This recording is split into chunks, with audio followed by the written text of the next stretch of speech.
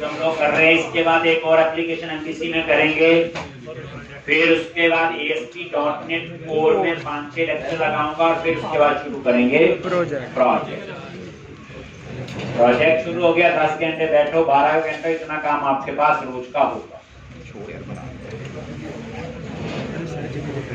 अब यहाँ पे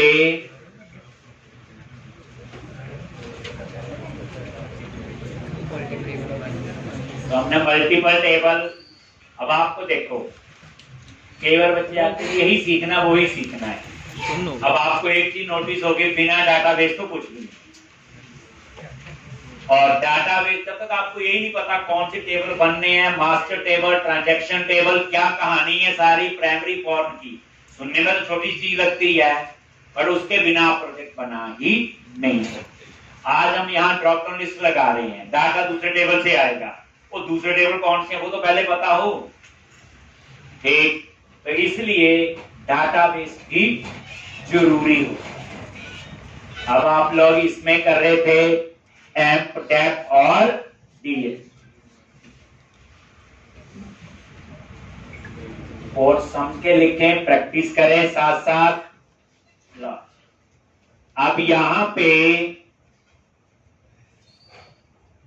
हम लोगों ने क्या किया था, एक बार हम रन करके देख लेते हैं। इसका आपका जब ये एप्लीकेशन कंप्लीट होगी, 1 गो में बैठ के कंप्लीट करनी है आप, उसी समय सारे मॉडल, उसी समय सारा, 6 घंटे लगे चाहे 8 लगे, बट याद रखना पार्शियली नहीं बैठना, कंसेप्ट क्लियर नहीं होता। एम्प्लॉय लिस्ट, न्यू एम्प्लॉय, एक, और ये आगे थे आपके डिपार्टमेंट, और ये अब उसके बाद ये वैलिडेशन के मैसेज। वैलिडेशन के मैसेज किस वजह से आ रहे, वो बंडल ऐड किया था, jQuery वैलिडेशन वाला।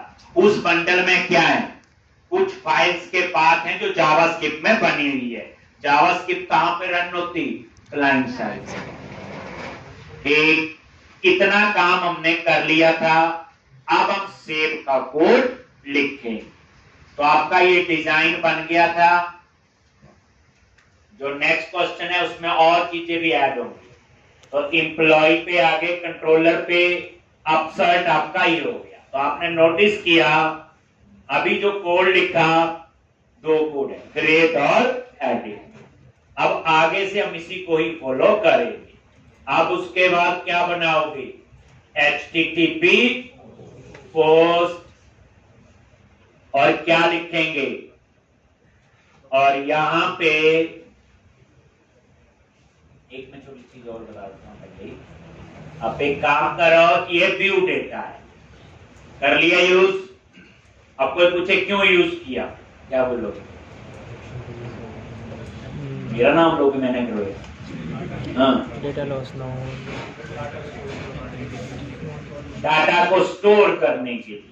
तो यही क्यों लिया मैंने एक सिंपल एरे भी ले सकता था, उसमें डेटा सही नहीं रहता।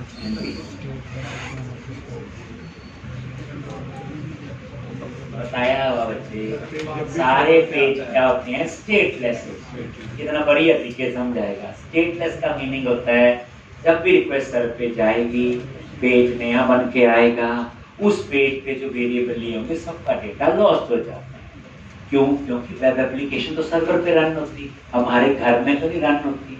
हमारे घर में तो एक बेचारा ब्राउजर होता है और एक इंटरनेट का कनेक्शन, बट हमें तो डाटा चाहिए एक एक्शन से दूसरे व्यू में, क्योंकि व्यू में हम एक ही मॉडल ऐड कर सकते हैं, एक से ज्यादा मॉडल ऐड नहीं कर सकते। तो हमने ये कंसेप्ट लिया था व्यू डेटा, जिसका स्कोप कितना होता है, एक्शन टू व्यू, और इसमें किसी भी टाइप की इंफॉर्मेशन स्टोर कर सकते हैं। अब व्यू डेटा आपका पुराना है, तो इसकी जगह व्यू बैक लेटर, डिफरेंस में बताऊं, तो इसकी जगह आप लिख लो ViewBag dot. ViewBag क्या करता है, डायनामिक प्रॉपर्टीज बनाता है, और यहां पे कहानी वही है, department dot to list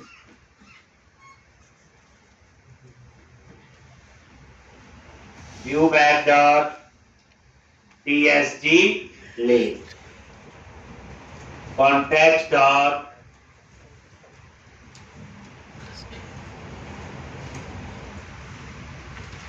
log।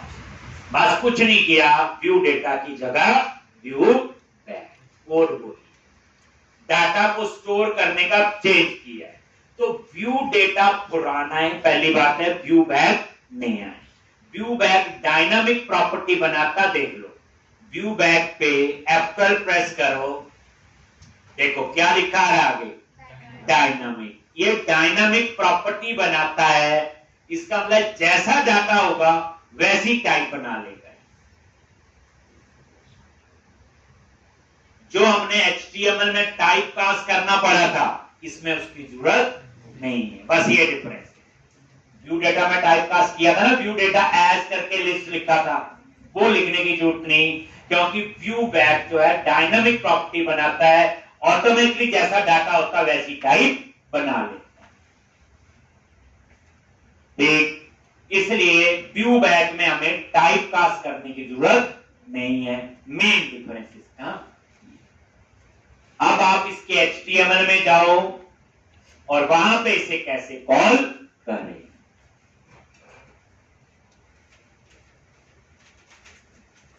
तो लिखे चाहिए,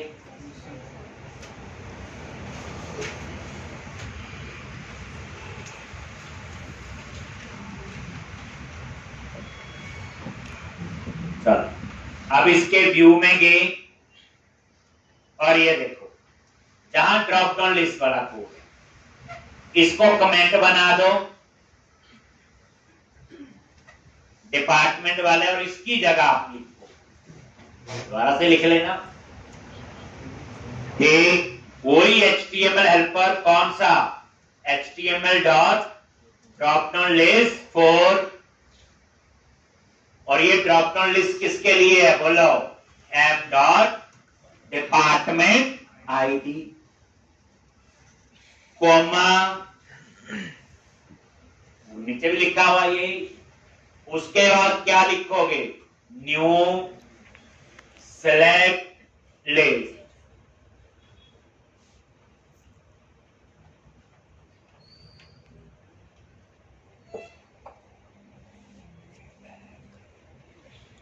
न्यू सेलेक्ट लिस्ट,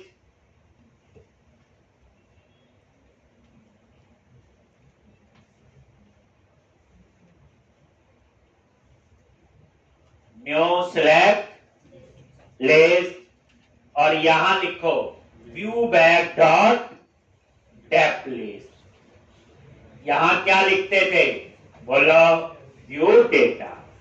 बस इसमें टाइप कास्ट की जरूरत नहीं है, बस सीधा कॉमा, और यहां पे value field, data value field ID, और डाटा टेक्स्ट फील्ड नेम। लो, छोटा हो गया कोड। टाइप कास्ट क्यों, क्योंकि व्यू बैक जो है डायनामिक प्रॉपर्टीज बनाता है, जैसा डाटा होता वैसी टाइप खुद बना लेता, हमें इसमें टाइप कास्ट करने की जरूरत नहीं। तभी व्यू डेटा को रिप्लेस करके क्या बनाया था इन्होंने, व्यू बैक। अब उसके बाद यहां पे जो डिफॉल्ट आता है, तो सिलेक्ट लिस्ट के बाहर क्या लिखेंगे, सिलेक्ट डिपार्टमेंट। ज्यादा रिस्पेक्ट देनी तो लिख लो प्लीज सिलेक्ट डिपार्टमेंट, चॉइस आपके पास है, कॉमा, फिर अप्लाई क्या करेंगे,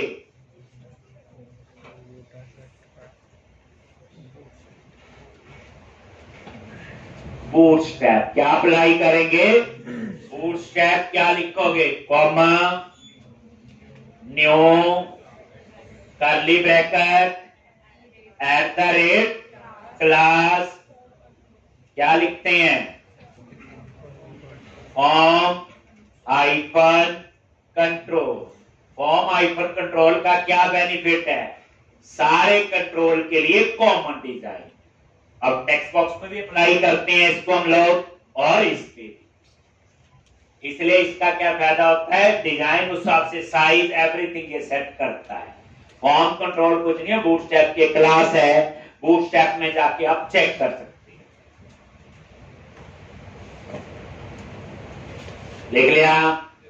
अब इसी तरह हम दूसरा लिखेंगे, कौन सा? डेजिग्नेशन।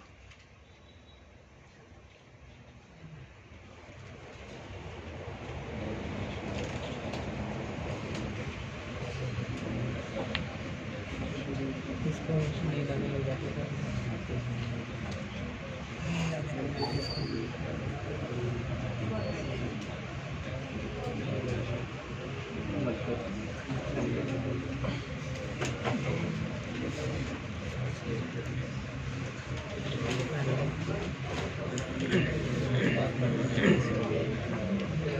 ठीक, आप दोबारा से देखो, डेजिग्नेशन वाले पे आ जाओ, नीचे कमेंट बना दो उसको, और सेम यही है, कमेंट बना दिया। और क्या लिखना है बोलो? HTML dot drop down list for किसके लिए? Designation ID, new, select list,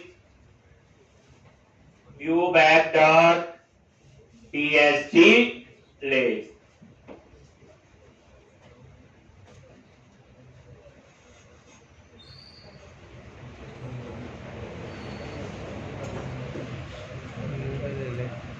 एकदम बड़ा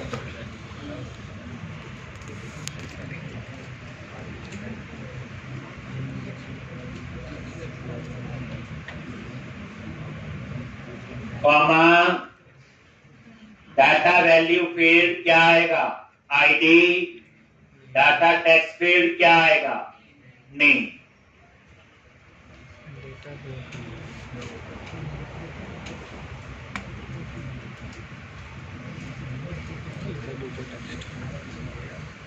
सेम, और लास्ट में वही सिलेक्ट डेजिग्नेशन और बूटस्ट्रैप अप्लाई कर, कॉमा, यहां पे क्या लिखोगे? सिलेक्ट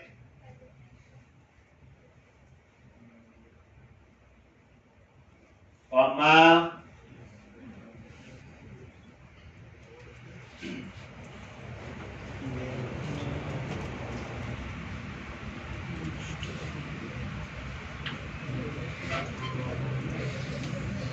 और new curly bracket @ class form hyphen control.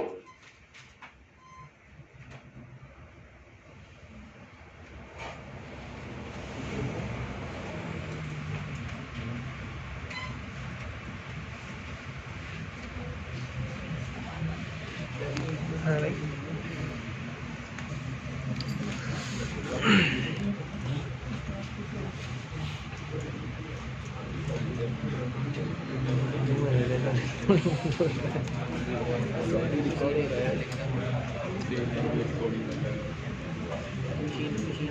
ठीक, अब आप लोग एक बार रन कर लो तो डिपार्टमेंट डेजिग्नेशन आना ही चाहिए। तो हमेशा याद रखो, व्यू डेटा नहीं यूज करेंगे हम लोग, क्या यूज करेंगे? View back. डिफरेंस क्या है? टाइप कास्ट करने की जरूरत नहीं है। और ये देखो, रन करके चेक कर सकते हैं।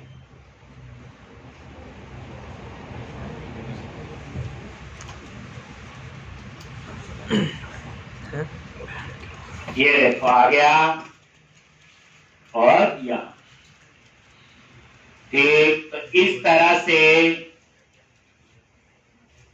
ये था आपका सिंपल। अब इसमें हमें इसकी भी जरूरत नहीं है, जो ऊपर नेम स्पेस ऐड किया था, वो तो लिस्ट में डाला था, याद होगा आपको। लिखा भी रहने दोगे तो कोई एरर नहीं आएगी। ठीक, अब हम इसका पोस्ट बनाएंगे अपसर्ट का, जहां 2 कोड लिखेंगे, सेव का और अपडेट का। वहां वैलिडेशन का ध्यान रखेंगे। अगर क्लाइंट साइड पे जावास्क्रिप्ट डिसेबल्ड है तो हम सर्वर पे भी मॉडल स्टेट से चेक करेंगे, याद है। चलो, तो अब आप यहाँ पे ये अपसर्ट बन गया और ये आप जाओ HTTP पोस्ट बड़ा और यहाँ पे बकवास मत है। वैलिडेट एंटी फ्रोजरी टोकन सिक्योरिटी के लिए पब्लिक एक्शन रिजल्ट अपसर्ट, एक पब्लिक एक्शन रिजल्ट अपसर्ट क्या आएगा यहाँ पे एम्प्लॉई जो इंफॉर्मेशन व्यू से आए, एक और यहां पे क्या लिखेंगे बोलो जल्दी, if employee null then return HTTP not found। अगर नल नहीं है तो फिर चेक करेंगे क्या,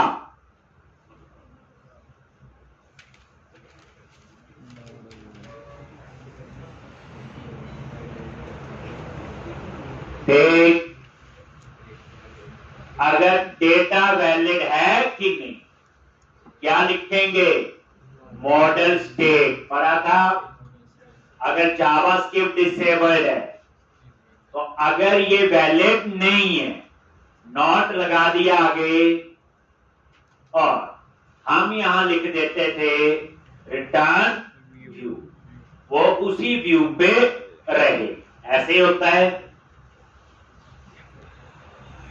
यही लिखते थे। लेकिन यहां बाद में कुछ और प्रॉब्लम आएगी तब हम देखेंगे, ठीक। अभी जो हमें आता है तो अब यहां पे अगर ये वैलिड नहीं है नॉट लगा दिया ना आगे और इज वैलिड रिटर्न करता है ट्रू और फॉल्स, ये कोड कब चलेगा, क्लाइंट साइड पे जावास्क्रिप्ट डिसेबल्ड है, सर्वर पे चले गए तो वहां भी वो चेक कर लेगा इज वैलिड। अगर ये वैलिड नहीं है तो कहां जाएगा, उसी व्यू। अगर ये वैलिड है तो फिर हम लोग यहां क्या करेंगे, इफ ध्यान से employee.id अगर 0 है तो कौन सा कोड लिखेंगे, ऐड का। तो यहां पे context dot employees dot add यानी सेव के लिए। अगर ऐसा नहीं है, अगर 0 नहीं है तो इसका मतलब अपडेट का कोड होगा। क्रिएट के केस में आईडी खुद जनरेट होता है, इसलिए आईडी क्या आएगा 0। तो ऐड का कोड अगर आईडी 0 नहीं है तो कौन सा कोड होगा, अपडेट। तो ये जो एल्स में हम लिखने जा रहे ये अपडेट का कोड है। ब्रैकेट कर ली तभी लगाई क्योंकि मुझे यहां मल्टीपल लाइन का कोड लिखना है। तो क्या लिखोगे, सबसे पहले तो आप फाइंड करो जिस इंप्लॉय को आपने अपडेट करना है, जिसकी इंफॉर्मेशन, और यहां पे क्या लिखोगे, context dot employees dot find employ dot I.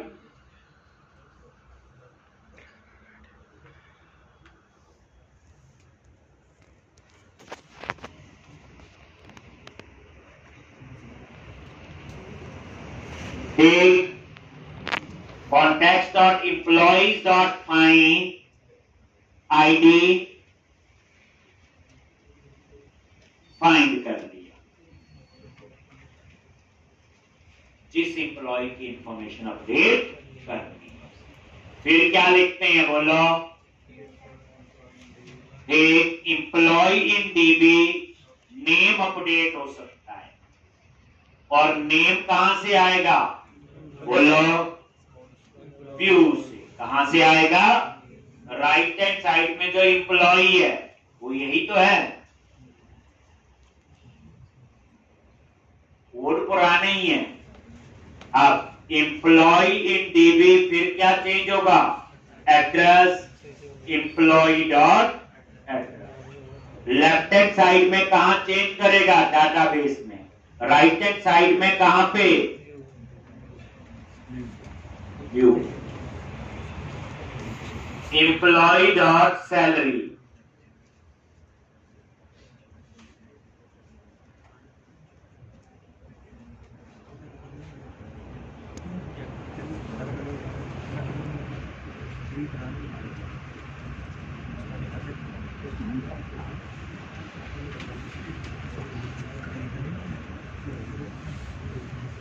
Employ in DB dot salary. तो नेम अपडेट हो सकता है, एड्रेस अपडेट हो सकता है, सैलरी भी अपडेट हो सकती है। कल को उसका डिपार्टमेंट भी चेंज हो सकता है। आज एम्प्लॉय का अकाउंट डिपार्टमेंट, कल को कंप्यूटर हो सकता है, कंप्यूटर है मार्केटिंग हो सकता है, हो सकता नहीं। That's why employ dot department ID. Designation भी चेंज हो सकती है कि नहीं?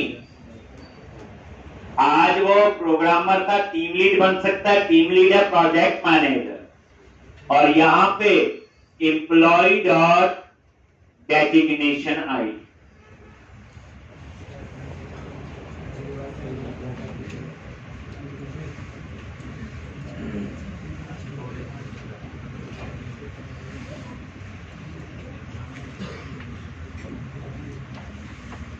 और यहां पे कॉन्टेक्स्ट डॉट सेव चेंजेस। देखो डेजिग्नेशन भी चेंज हो सकती है, डिपार्टमेंट भी चेंज हो सकता है, नेम एड्रेस और सैलरी। और सेव चेंजेस, अगर आईडी 0 है तो ये वाला कोड चलेगा ऐड, और उसके बाद सीधा चलेगा सेव चेंजेस। अगर आईडी 0 नहीं है तो पहले वो फाइंड करेगा और ये इंफॉर्मेशन ऐड करेगा और सेव चेंजेस से डाटाबेस में सेव करेगा। और उसके बाद देन क्या लिखते हैं? Return redirect to action, name of क्या लिखोगे? इंडेक्स। तो ये था आपका सारी, और ये कोड कौन सा लिख दिया? सेव का और अपडेट। अगर हम बोले सेव का कोड ये था, ठीक, अपडेट का कोड आपका ये था।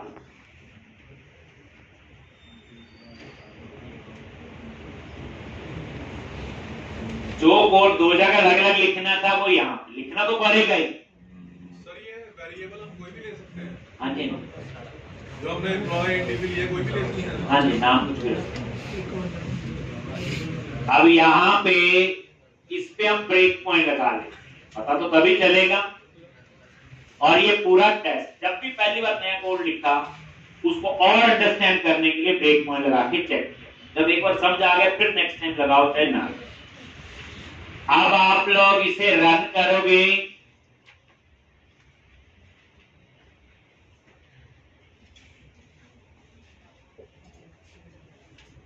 एम्प्लॉय लिस्ट पे क्लिक किया, न्यू एम्प्लॉय, और यहां पे नेम एड्रेस और ये सैलरी, ठीक। उसके बाद department, sales, designation, team lead मान लो। सेव बटन पे क्लिक किया, आ गया वहां पे।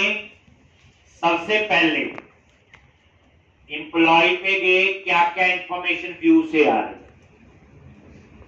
है। एड्रेस आ गया Chandigarh, department ID 2, designation ID भी 2, नेम भी ठीक है, सैलरी भी, लेकिन आईडी क्या आ रहा है? 0, क्योंकि सेव का ना ये, तो आईडी 0 है, खुद जनरेट होगा।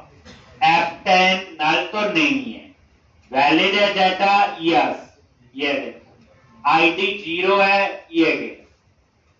ऐड के बाद सीधा सेव चेंजेस और उसके बाद कहां जाएगा, इंडेक्स। और ये देखोगे ये, और ये देखो डिपार्टमेंट का नेम आ रहा है और डेजिग्नेशन का नेम बताया हुआ है। मल्टीपल टेबल से कैसे डेटा एक्सेस किया। न्यू पे क्लिक किया, एक और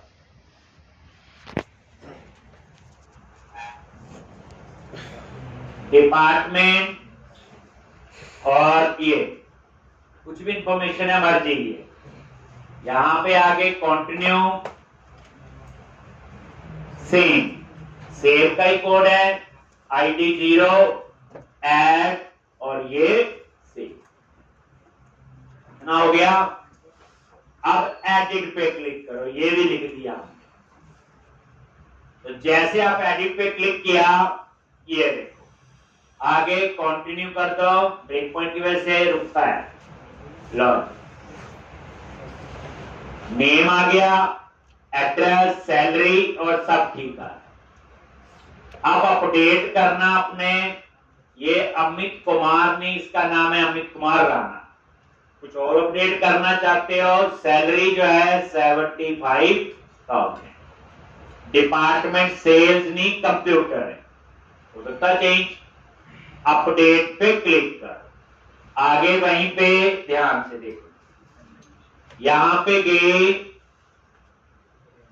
ये देखो अब यहां पे ID 1 आ रहा है। ये ID कहां से आ रहा है, जो हिडन 4 लगाया है, क्योंकि अपडेट में तो ID चाहिए है।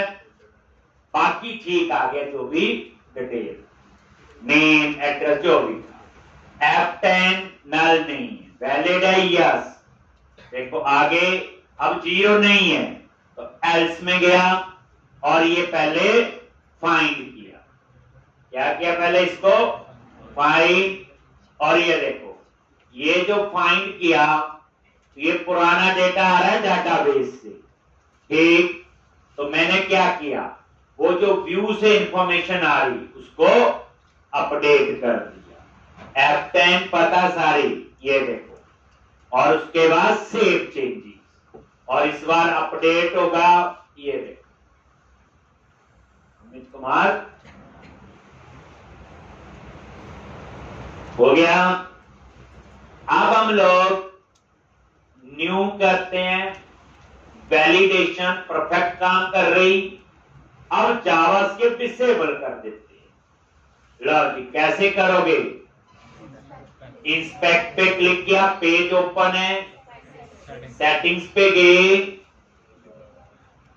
और यहां पे डिसेबल जावास्क्रिप्ट, पेज को ओपन रखोगे और यहां पे रिफ्रेश। अब देखो जैसे सेव पे क्लिक किया, सर्वर पे गया, आ गया, देखो जावास्क्रिप्ट डिसेबल है। और अभी आप नजर मारो, सारी जगह नल या 0, बिल्कुल ठीक। F10 नल तो नहीं है, सारा 0 भी है, यहां है। अब ये फॉल्स होगा, ये देखो क्या आ गया, फॉल्स। F10 यहां पे गया और ये देखो व्यू पे, और इसके बाद सीधा बाहर आ जाएगा। आ गया जी, और कंटिन्यू करो और यहां एरर आ, अब ये एरर आई, इसे डिपार्टमेंट नहीं मिला। क्या एरर आई, ये डिपार्टमेंट। अब देखो अगर आप इस टेस्टिंग को छोड़ देते नहीं, ये ठीक है, चली जाएगा पूरा ब्रेक पॉइंट। इसको डिपार्टमेंट नहीं मिला, कहां से मिलेगा बोलो, यहां पे वो एरर दे रहा, ऑब्जेक्ट रेफरेंस नॉट सेट। तो हुआ क्या, जब वो यहां पे आया, अगर वैलिड नहीं है, इंप्लॉय की इंफॉर्मेशन में department ID drop down list में तो आया ही नहीं, वहां तो क्या था, 0 या नल था। तो आपको क्या करना पड़ेगा, यहां पे भी आपको दोबारा से ये 2 लाइन लिखनी पड़ेगी। देखो वैलिडेशन जो फॉल्स होती है वापस वही व्यू ओपन होता ना, तो जब वो वापस वही व्यू ओपन होगा, यहाँ मल्टीपल टेबल है, अगर एक टेबल होता तो 2 लाइन की जरूरत नहीं थी, तो इतना ही चल जाता। ठीक, अब क्या हुआ, उसे ना डिपार्टमेंट मिले ना टेस्ट, क्योंकि इसका स्कोप यहाँ है ही नहीं, वो उसी एक्शन से उसी व्यू तक, यहां पे एक्शन चेंज हो गया।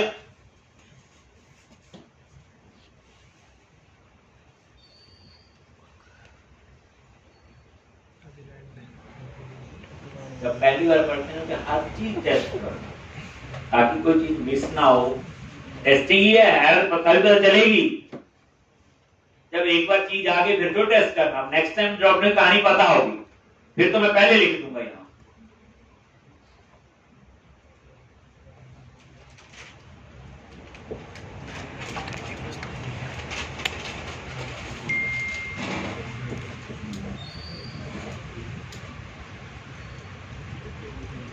अब देखो कितनी जल्दी सेव का कोड भी हो गया और अपडेट का। अब बचा क्या, डिटेल्स और डिलीट, उसको हम कंप्लीट करेंगे। फिर यहां पे मैं आपको सिखाऊंगा लेआउट, डिजाइन, फिर आपके चेहरे पे हंसी आ जाएगी। ये डिजाइन है वो बाई जाएगा, खेलने खुलने वाली चीज है। ठीक, अब आप इसे रन करो, दोबारा टेस्ट करना।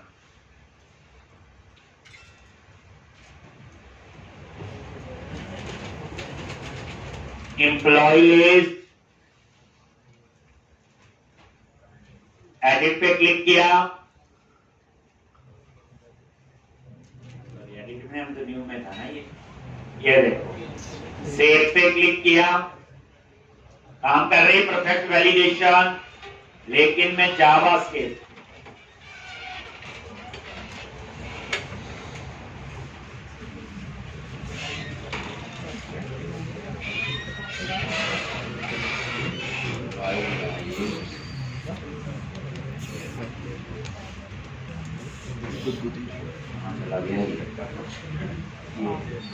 इंस्पेक्ट पे क्लिक किया, सेटिंग्स पे क्लिक किया, बताया और पहले, और यहां पे डिसेबल, हम टेम्परेरी इस इंस्टांस के लिए जावास्क्रिप्ट को क्या कर देते हैं, डिसेबल। रिफ्रेश, और यहां पे सेव पे क्लिक, आगे देखो वैलिड नहीं है, आगे यहां पे अब ये व्यू बैग में डिपार्टमेंट भी आ जाएंगे और डेजिग्नेशन। उसके बाद रिटर्न व्यू कहां जाएगा, ये लो जी, कॉन्टिन्यू, वो देखो आपको एरर नहीं, वैलिडेशन का आया मैसेज। तो इस तरह से ये आपका फायदा हुआ। तो नहीं तो कई बार ये चीज की बात कर रहा हूं। ठीक, अब आपका उसके बाद कोड लिखा जाएगा डिटेल। डिटेल क्या है, नॉर्मल फाइंड का कोड है। कौन सा कोड है, फाइंड, नॉर्मल फाइंड। चले आगे, चलो। तो फाइंड के लिए क्या है, इंडेक्स पे जाओ और गो टू व्यू, और डिटेल के लिए क्या लगाया हुआ, ये देखो, डिटेल नाम से क्या है, एक्शन बनाएंगे और आईडी उसमें क्या होगा, पैरामीटर। रन करके देखो,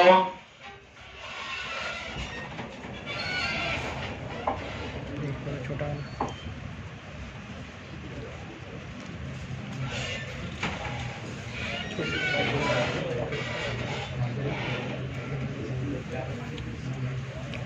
एम्प्लॉयज लिस्ट, ये डिटेल, इसका कोड लिखना है। ठीक, तो अब मैं इसके लिए क्या करूंगा, एक और एक्शन, कंट्रोलर में आ जाओ, क्या लिखते हैं, पब्लिक एक्शन रिजल्ट डिटेल्स और एक पैरामीटर आईडी।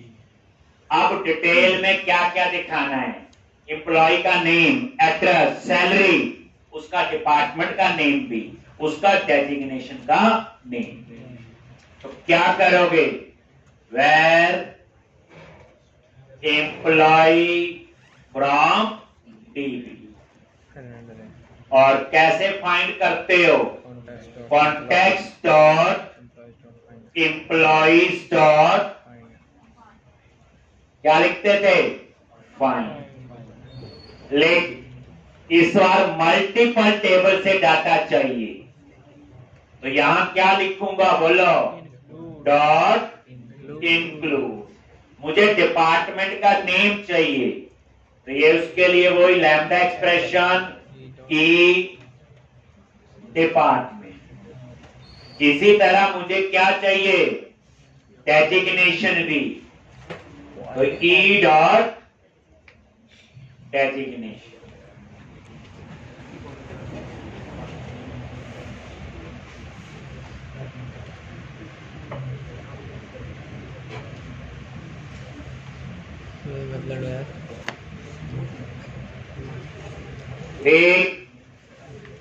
लेकिन डॉट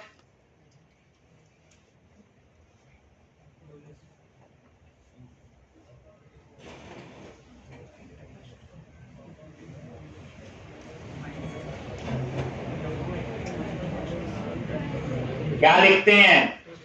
फाइंड। ये समझ आ गया इंक्लूड क्यों यूज किया? दूसरे टेबल से डाटा एक्सेस करने के लिए, बट पहले फॉर्म की बनी होनी चाहिए। लेकिन डॉट फाइंड अब आया ही नहीं।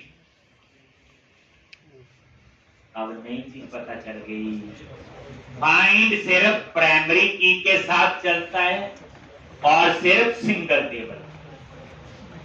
तो यहां पे यूज करना पड़ेगा आपको फर्स्ट और डिफॉल्ट। फर्स्ट और डिफॉल्ट क्या है? प्राइमरी की पे भी काम करता है, नॉन प्राइमरी की पे भी, और मल्टीपल टेबल। तो यहां पे लिखोगे ई डॉट आईडी, और जो आईडी हम ऊपर पास करें, बाहर निकलना पड़ेगा। ये जो इंटरफेस वो फर्स्ट और डिफॉल्ट। और यहां पे क्या लिखोगे? Employee from DB. अगर नल है तो यहीं से बाहर हो जाए HTTP नॉट फाउंड। अगर नल नहीं है तो जो इसका व्यू बनाएंगे वहां पे हम ये इंफॉर्मेशन। ठीक, तो फर्स्ट और डिफॉल्ट में एक और डिफरेंस पता चल गया। फाइंड और फर्स्ट और डिफॉल्ट काम तो दोनों का सेम है, एक और देते हैं। डिफरेंस क्या है? फाइंड से प्राइमरी की पे और सिंगल टेबल पे।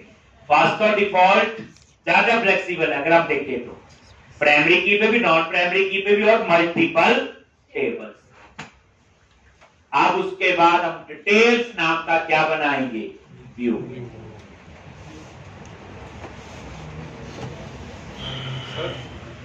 सर ये फील्ड और डिपार्टमेंट की हमने पैरामीटर ऐड किया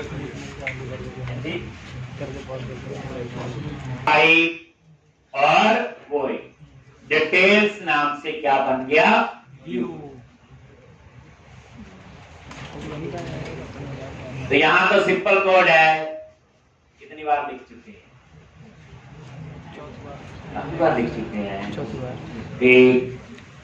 बेइज्जती होगी अगर आप बोलोगे नहीं समझाया आपने। करें आगे, लो रन कर लेते हैं।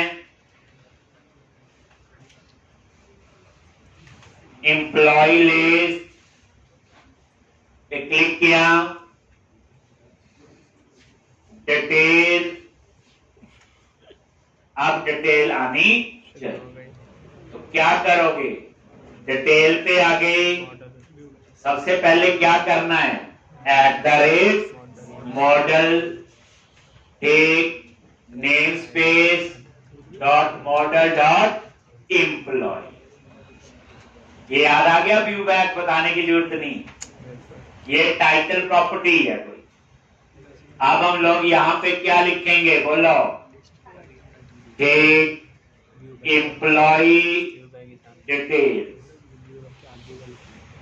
take थोड़ा बहुत बूटस्ट्रैप अप्लाई कर दो, tax hyphen primary, tax hyphen centre, और ये चाहे लिखो ना लिखो अभी हमें इसकी जरूरत नहीं है। नहीं। कल से और ये देखो रिफ्रेश करो, ये आ गया। ठीक, अब उसके बाद आउटपुट मैंने एक टेबल में देखनी है, तो ये भी आता है। क्या लिखते हैं बोलो? Table, table hyphen bordered, table hyphen stripe, और टेबल हाइफन कुछ भी यूज कर लो। ठीक, और TH होता है टेबल हेडिंग, TR, TH, और यहां क्या दिखाना है? नेम। और इसी तरह से नेम के बाद क्या आएगा?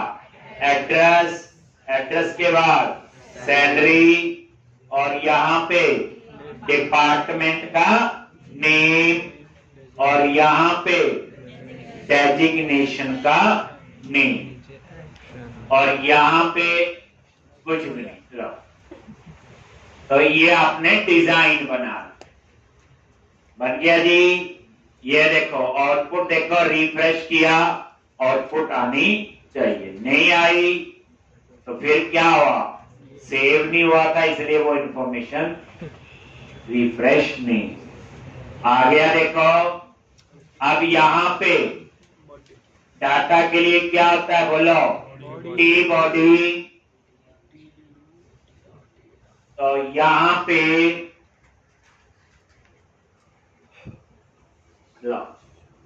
टी बॉडी में क्या आएगा? TR टेबल रो, और यहां पे आएगा डेटा। ये तो आता ही था, इसमें कुछ भी नया नहीं।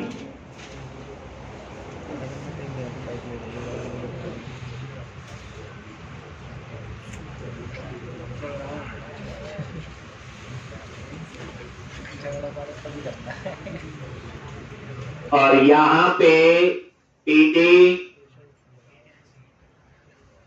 क्या लिखना है? @model.name।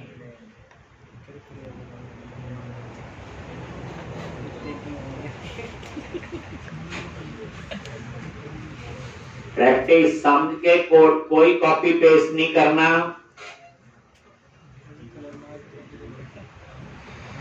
तो यहां पे नेम, एड्रेस, सैलरी, अरे भाई रहने दे। और यहां पे डिपार्टमेंट डॉट नेम, और यहां पे डेजिग्नेशन डॉट नेम। आता है सारा। नीचे दो बटन लगा लो, एडिट और डिलीट।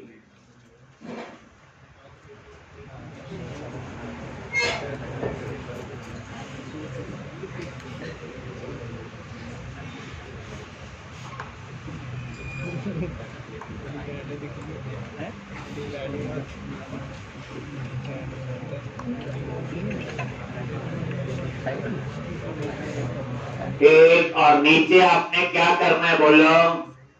एक एडिट का और एक डिलीट का। ठीक, तो एडिट और बैक टू डिलीट। ठीक,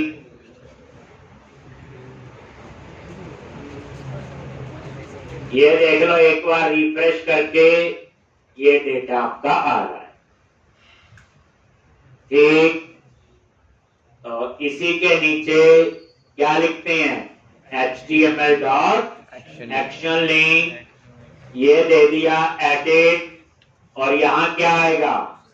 अपसर्ट, और यहां पे एक पैरामीटर आईडी। आईडी कहां से आएगा? मॉडल डॉट आईडी, और इसकी नेक्स्ट रो पे क्या आना चाहिए? Back to place. तो @HTML डॉट एक्शन लिंक, और टेक्स्ट दे दिया बैक टू प्लेस, और एक्शन का नाम क्या बोलो? इंडेक्स। ये उसी स्पीड से है जैसे हम एक कर चुके हैं। तीसरी चौथी चौथी बार ये चीजें हम लोग लिख रहे हैं। हर एप्लीकेशन में पुरानी चीज यूज होती है जो हमने पहले पढ़ा।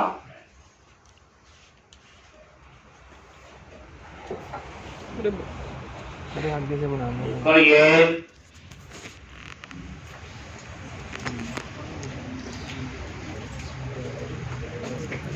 अब उसके बाद आपका कौन सा कोड है बच्चे? डिलीट का। ये तो लिख लिया होगा, ये तो पता है। ठीक, अब आपने क्या करना है उसके बाद? ये डिलीट। तो डिलीट के लिए क्या काम जा हमें एक बार हम पूरा समझेंगे। तो ये सारा क्लोज किया, एम्प्लॉय कंट्रोलर में गए और इंडेक्स पे गए, गो टू व्यू, और यहां पे क्या किया हुआ? ये लूप लगा है, हर एक रो के लिए फॉर्म टैग लगा हुआ। जब ये सबमिट होगा तो वो डिलीट नाम का एक्शन ढूंढेगा जो कहां बनाना होगा? एम्प्लॉय कंट्रोलर में, और आईडी उसमें क्या होगा? पैरामीटर। तो ये देखो पूरा, और ये इनपुट टाइप सबमिट किसका है? डिलीट। और इसमें ऑन क्लिक पे आपका ये मैसेज आता है वांट टू डिलीट डेटा। ये कंफर्म आपका जावास्क्रिप्ट में बना हुआ मेथड है जो ट्रू फॉल्स रिटर्न करता है। अगर ट्रू टर्न करेगा दैट इज ओके, कैंसल यानी फॉल्स। तो अब आप जैसे ये सबमिट होगा तो कहां आएगा? तो यहां पे आके मेरे को एक्शन बनाना पड़ेगा, और क्या लिखोगे? पब्लिक एक्शन रिजल्ट, और उसका नेम डिलीट। ठीक, यहां पे अब डिलीट में क्या कोड होगा? पहले फाइंड करेंगे और फिर डिलीट करेंगे। तो यहीं पे आ जाओ, वेर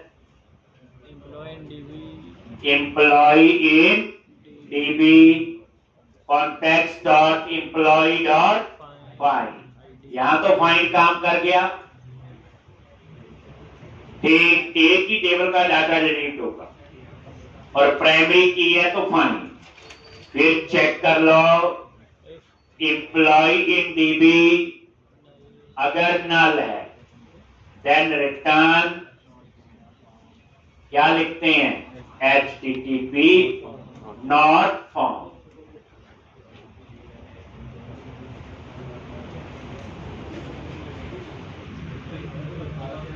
HTTP नॉट फाउंड, और उसके बाद context dot employee dot remove, और employ in DB context dot, क्या लिखते हैं उसके बाद? Save change. यही था। और रिमूव होने के बाद कहां जाना है? Redirect to action, name of, क्या लिखोगे? इंडेक्स, और यहां पे लगा लो ब्रेक पॉइंट। ये था डिलीट।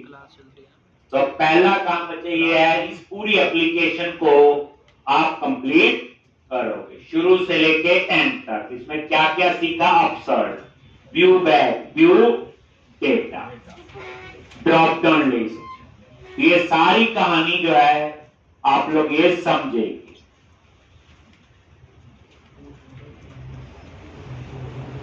अब उसके बाद यहां पे सीखेंगे मल्टीपल लेआउट कैसे अप्लाई करने। एक तो हमें आता है, वही बूट बैच में जाते थे अप्लाई। मल्टीपल, जैसे आपका प्रोजेक्ट है उसमें मल्टीपल मॉड्यूल है, एक मॉड्यूल का डिजाइन अलग, दूसरे का अलग, तीसरे का अलग। तो मल्टीपल लेआउट की क्या कहानी होगी अब हमने फिर वो सीखना है। पहले एक बार इसको रन करके देख। कितनी जल्दी सीख लेते हो आप लोग। Lost, employee list, delete, message, cancel, कुछ नहीं, डिलीट, ओके। देखो आ गया यहाँ पे, और ये क्या आ रहा है, आई F10 नल नहीं। देखो रिमूव, सेव चेंजेस, और उसके बाद इंडेक्स हो गया। तो ये वाला एप्लीकेशन एक पार्ट कंप्लीट, कुछ नया सीखा कुछ पुराना। अब मल्टीपल टेबल मेन कहानी थी। सर ये जो पॉपअप मैसेज आया था वो हमने इंडेक्स में क्रिएट किया था, डिलीट के इंडेक्स में। अब आप लोग क्या करोगे, ये तो हो गया। अब आपने मल्टीपल लेआउट अप्लाई करनी है, ठीक। तो पहले हम मल्टीपल लेआउट बनाएं, पहला काम तो यही है। फिर आएगा इसको अप्लाई करना। तो सबसे पहले क्या करना आपने, एक बूट स्वैच में जाओ, वहीं से मिलेंगे। यहां पे गए bootswatch.com, याद है। और यहां पे वर्जन देख लो, क्या देखोगे, वर्जन 3।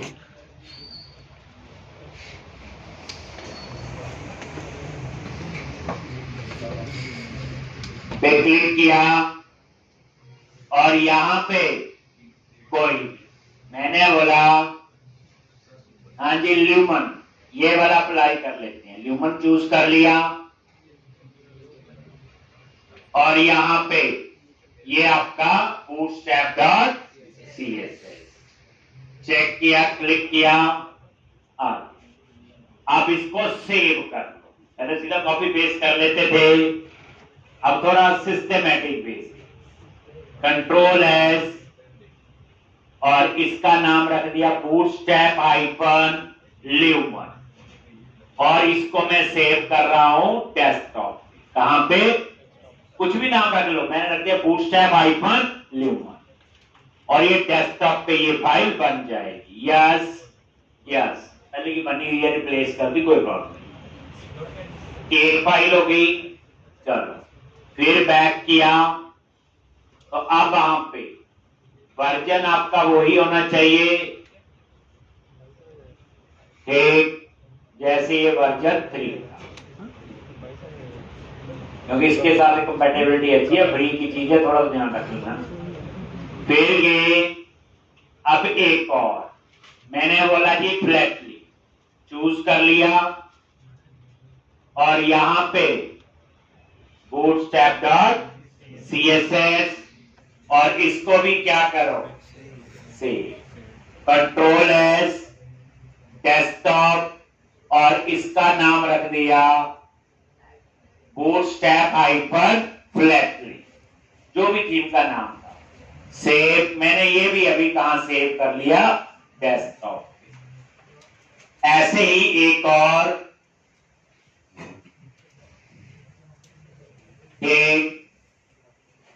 यहां पे गए जर्नल, एक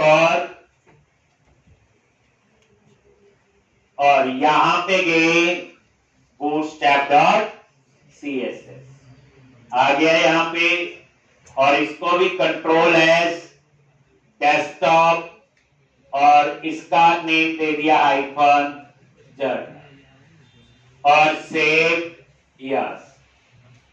तो मैंने क्या किया, 3 हमने थीम वहां से उठा लिए, और ये 3 फाइल मैंने कहां बना ली, बोलो, डेस्कटॉप पे। अब ढूंढो,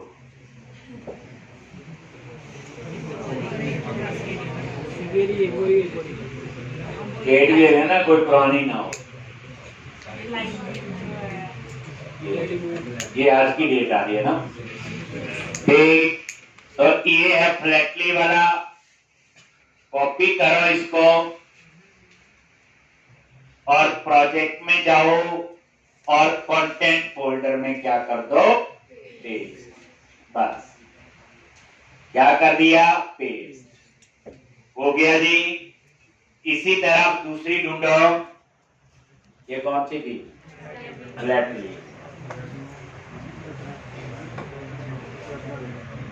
ये भी एचटी है, जर्नल वाली, इसको भी कॉपी किया और कंटेंट फोल्डर में पेस्ट कर। तीसरी कौन सी है? ल्यूमा, ये नहीं पुरानी है।